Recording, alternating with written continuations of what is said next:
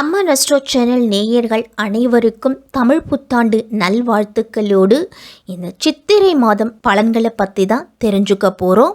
தமிழ் வருடம் அப்படிங்கிறது 60 வருடங்களை கொண்ட ஒரு சுழற்சி. 38வது வருடம் குரோதி ஆண்டு முடிந்து விஸ்வாசுவ வருடம் பிறக்க இருக்குது.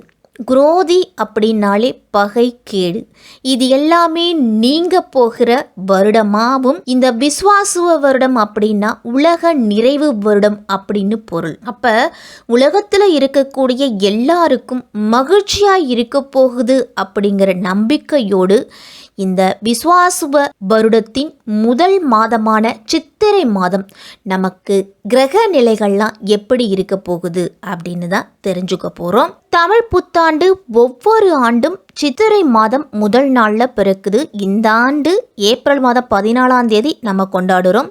சூரிய பகவான் 12 ராசிகள்லேயும் முதல் ராசியாக இருக்கக்கூடிய மேஷ ராசியில் நுழையும் நாள் தான் தமிழ் புத்தாண்டா நம்ம கொண்டாடிக்கிட்டு வரோம். சூரியன் மேஷ ராசியில் அதுவும் உச்ச நிலையில் இருக்கிறாரு. குரு பகவான் ரிஷப ராசியில் இருக்கிறாரு. சித்திரை மாதம் 31ஆம் தேதி குரு பயிற்சி அப்படிங்கிறது நடக்குது. குரு பகவான் ரிஷபத்திலிருந்து மிதுன ராசிக்கு பயிற்சி ஆகிறாரு. செவ்வாய் கடக ராசியில் நீச்ச நிலையில் இருக்கிறாரு. கேது கன்னி ராசியிலையும், ராகு மீன ராசியிலையும், சனி பகவான் மீன ராசியிலையும் இருக்கிறாங்க. புதன் சுக்கிரனும் மீன மனையில தான் இருக்கிறாரு. சித்திரை மாதம் 24ஆம் தேதி புதன் பகவான் மேஷ ராசிக்கு பேச்சு ஆகிறாரு. மீன ராசியிலிருந்து மேச ராசிக்கு பேச்சு ஆகிறாரு. சனி செவ்வாயோட பார்வை இந்த மாதம் முழுவதுமே இருக்குது. சித்திரை மாதம் 1ஆம் தேதியிலிருந்து 31ஆம் தேதி வரைக்கும் குரு சுக்கிரன் பரிவர்த்தனை யோகம் பெற்று சஞ்சரிக்கிறாங்க.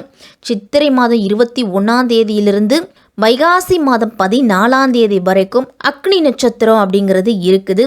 இந்த நவ கிரகங்களோட மாற்றத்தால் 12 ராசிக்காரர்களுக்கும் என்னென்ன பலன்கள்லாம் கிடைக்க போகுது அப்படிங்கிறத தான் நம்ம விரிவாகவே தெரிஞ்சுக்க போகிறோம். கன்னி ராசிக்காரர்களுக்கு விஸ்வாசுவ வருடத்தின் முதல் மாதமான சித்திரை மாதம் எப்படி இருக்க போகுது? கன்னி ராசிக்கு அதிபதி அப்படின்னா உங்களுடைய ராசிநாதன் புதன். அவர் நீச்சம் பெற்று மீன ராசியில் சஞ்சரிக்கிறாரு சித்திரை மாதம் 24ஆம் தேதி வரைக்கும். அதன் பிறகு மேச ராசிக்கு சூரியனோட போய் இணைய போறாரு. கன்னி ராசிக்கு இந்த சித்திரை மாதத்தோட கிரகநிலைகள் எப்படி இருக்கு அப்படின்னு பார்த்தோம்னா, குரு பகவான் 9ஆம் இடத்துல இருக்கிறாரு.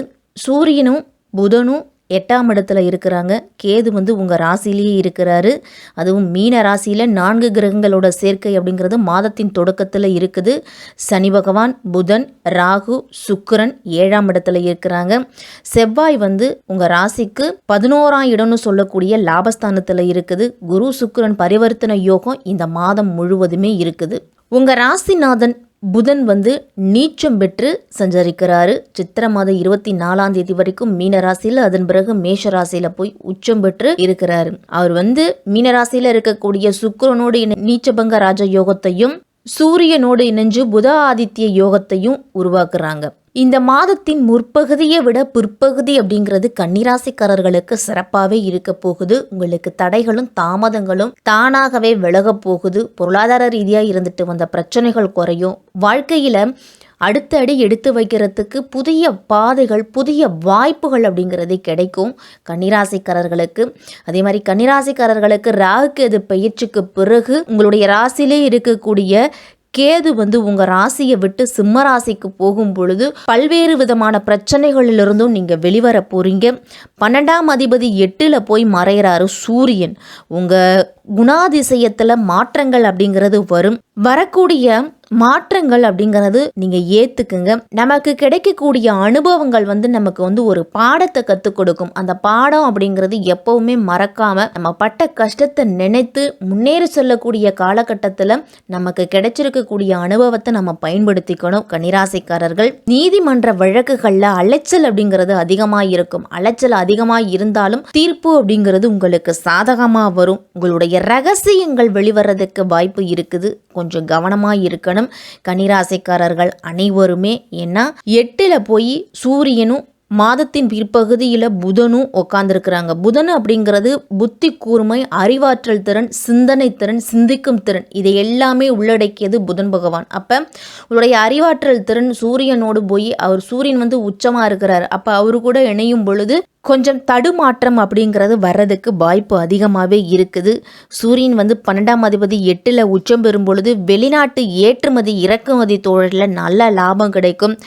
வாழ்க்கை துணையால் வேலைக்கு முயற்சி செய்துக்கிட்டு இருந்தீங்க அப்படின்னா அந்த முயற்சியில் நல்ல முன்னேற்றம் அப்படிங்கிறது இருக்கும். உங்களை பற்றி தவறான வதந்திகள் அப்படிங்கிறது பரவலாம்.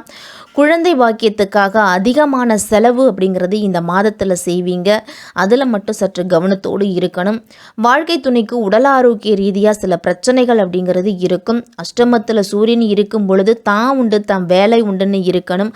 அடுத்தவர்கள் விஷயத்தில் தலையிட வேண்டாம். அடுத்தவர்களுக்காக பொருள் அப்படிங்கிறது அதிகமாக விரயமாகலாம். நண்பர்களுக்காகவோ உறவினர்களுக்காகவோ இல்லை மற்றவர்களுக்காகவோ அதிகமாக செலவு செய்வீங்க இந்த மாதத்தில். அஷ்டமத்தில் சூரியன் இருக்கும் பொழுது உடல்நிலையில் பலவீனம் அப்படிங்கிறது ஏற்படும். சுய முடிவு அப்படிங்கிறது எடுக்கும் பொழுது ரொம்ப ரொம்ப கவனமாக இருக்கணும். புதன் வந்து 7ஆம் இடத்துல இருந்து 8ஆம் இடத்துக்கு சித்திரை மாதம் 24ஆம் தேதி போக போகிறாரு. உங்கள் ராசி அதிபதியாகவும் இருக்கிறாரு புதன். அப்போ உணவு சார்ந்த விஷயத்தில் கவனமாக இருக்கணும். உடல் ஆரோக்கியத்தில் உஷ்ணம் சம்பந்தமான பிரச்சனைகள் அதிகமாக வரும். ஓடி போனவனுக்கு 9ல் குரு அப்படின்னு சொல்லுவாங்க. அப்போ குடும்பத்தில் இருந்துட்டு வந்த சண்டை சச்சரவு அப்படிங்கிறது நீங்க போகுது. 8ஆம் வீட்டில் சூரியன் புதன் சேர்க்கை அப்படிங்கிறது இருக்குது. அப்போ தன்னம்பிக்கை அதிகரிக்கும். அங்கீகாரம் கிடைக்கும். உங்களுக்கு வேலை செய்யக்கூடிய இடத்துல உங்களுக்கு கிடைக்காம இருந்த அங்கீகாரம் அப்படிங்கிறது கிடைக்கும். வேலைவாய்ப்பு தேடிக்கிட்டு இருக்கிற கன்னிராசிக்காரர்களுக்கு வேலைவாய்ப்பு கிடைக்க போகுது. பூர்வீக சொத்துக்கள் அப்படிங்கிறது கிடைக்கும். இதுவரைக்கும் பூர்வீக சொத்து அப்படிங்கிறது கிடைச்சிருக்காது, பிரித்து கொடுத்துருக்க மாட்டாங்க. அண்ணன் தம்பிகளுக்குள்ள சண்டை சச்சரவால் அதை அப்படியே போட்டு வச்சுருப்பீங்க. அந்த சொத்து அப்படிங்கிறது இந்த மாதத்தில் வரலாம். இல்லை அதற்குண்டான பேச்சுவார்த்தையில் இறங்கலாம். இல்லை அந்த சொத்தை விற்றுட்டு ஷேர் பண்ணிக்கலாம் எல்லாரும். இப்படி ஏதாவது ஒரு செய்தி அப்படிங்கிறது நடக்கும். மற்றவர்கள் செய்து முடிக்க முடியாத செயல்கள் கூட கன்னிராசிக்காரர்கள் வந்து சுலபமாக செய்து முடிப்பீங்க. உங்களுடைய சிந்தனையில் மாற்றம் அப்படிங்கிறது இருக்கும். நிதி சார்ந்த விஷயத்தில் மட்டும் அலட்சியம் அப்படிங்கிறது வேண்டாம். கன்னிராசிக்காரர்கள் சூரியன் உச்சமாக இருக்கிறதால முடிவுகள் அப்படிங்கிறது அசால்ட்டாக எடுப்பீங்க. அந்த அசால்ட்டாக எடுக்கக்கூடிய முடிவு தவறுதலாக கூட முடியும். அதனால் ஒரு முறைக்கு இருமுறை யோசித்து அனுபவம் வாய்ந்தவர்களோட ஆலோசனையை கேட்டு எந்த முடிவாக இருந்தாலும் எடுக்கலாம். திருமணம் சார்ந்த விஷயத்துலலாம் கவனமாக இருக்கணும். பாக்கியாதிபதி சுக்கிரன் 7ஆம் இடத்துல இருக்கிறாரு கன்னிராசிக்காரர்களுக்கு. அப்போ 7ஆம் இடத்துல சனி, சுக்கிரன், ராகு, புதன் அப்படின்னு 4 கிரகங்களோட சேர்க்கை இருக்குது. அப்போ கணவன் மனைவி உறவில் சில சவால்களும் இருக்கும், சில நன்மைகளும் இருக்கும். கணவன் மனைவிக்கு இடையெல்லாம் கருத்து வேறுபாடு வரும்.